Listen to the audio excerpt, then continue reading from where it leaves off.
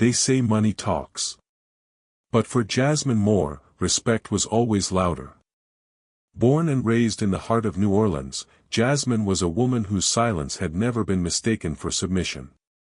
She carried herself like royalty not because she was trying to prove anything, but because she had already arrived. A tall, radiant black woman with deep mahogany skin and coils like a crown, Jasmine had grown up on the wrong side of the tracks, but never let that define her. Her mother cleaned houses. Her father was a mechanic. Jasmine?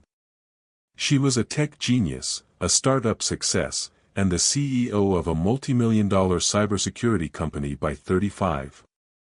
That morning, she wasn't flying for leisure.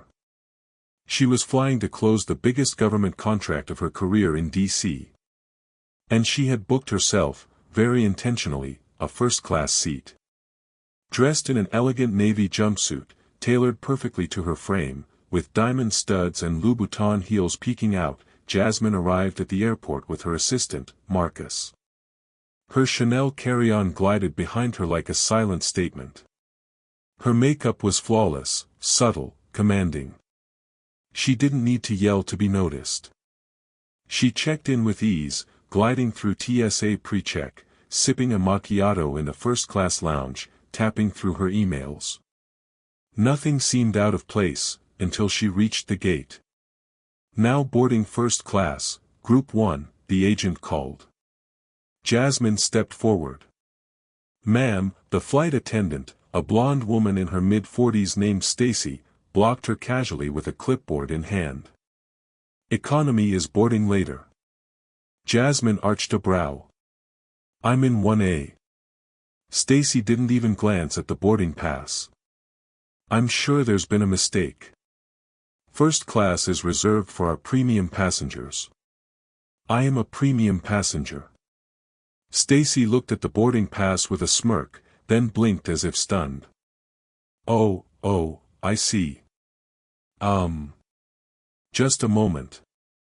Jasmine walked on, holding her head high. Eyes followed her, curious, judging. A white man in a golf cap and salmon-colored sweater glanced at her, then at the flight attendant. When Jasmine reached her seat, she felt a shadow hover over her. Stacy had followed her in. "I'm sorry, Ms. Moore. There's been a complication. We're actually overbooked in first class. We'll need to reassign your seat." "To what?" "Economy. Just for this flight." Jasmine narrowed her eyes. "So you're telling me that my paid seat is being handed to someone else?" A young white woman in designer athleisure was settling into 1A, her seat. Jasmine's voice was low, controlled. "And that young woman, did she book before me?" "I'm not authorized to disclose that." "You just did." With murmurs all around, Jasmine gathered her belongings. She didn't argue, didn't raise her voice. She moved to the back of the plane like a queen exiled from her throne, but not defeated. Stacy smiled, relieved, and returned to her privileged bubble. Jasmine pulled out her phone. She made one call. It lasted under 2 minutes. Then she folded her arms and waited. Jasmine sat rigid in a narrow seat, her long legs cramped, her designer heels barely fitting beneath the seat in front of her. Around her, passengers chuckled at sitcoms or snored into neck pillows, oblivious to the injustice that had just unfolded. The scent of stale pretzels and recycled air clung to everything. She didn't eat. She didn't drink. Instead, she opened her laptop and began typing, emails, a detailed account, timestamps, names. The Wi-Fi was spotty, but enough to get her message through to her attorney, her PR team, and 2 key journalists she had mentored back in her early career. Every click of the keyboard echoed louder than any confrontation could have. The white woman now occupying Jasmine's first-class seat had been offered champagne and a warm towel within minutes of boarding. Jasmine caught glimpses of her laughing with Stacy, leaning back like royalty in the very space Jasmine had paid for. But Jasmine didn't glare. She didn't roll her eyes. She smiled to herself instead, because that seat wasn't going to protect either of them from what was coming. As the captain announced their descent into DC, Jasmine glanced out the window at the skyline. It wasn't rage she felt, it was precision. She had already planted the seeds for a reckoning. And when this plane touched down, the storm would begin. By the time the plane landed in DC, chaos had already begun to erupt.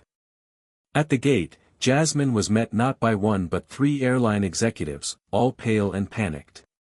One held flowers. One had a gift basket. The other was sweating through his blazer. "Ms. Moore, we are deeply, deeply sorry. There has been a grave misunderstanding." "You mean a racist power play," she replied flatly. We assure you that's not our policy." "Really?" "Because by the time I got off that plane, my legal team had already drafted a lawsuit. The footage of your flight attendant dismissing me has gone viral. And the press? They're outside." She hadn't needed to scream. She had influence. She had receipts. And she had friends in very high places.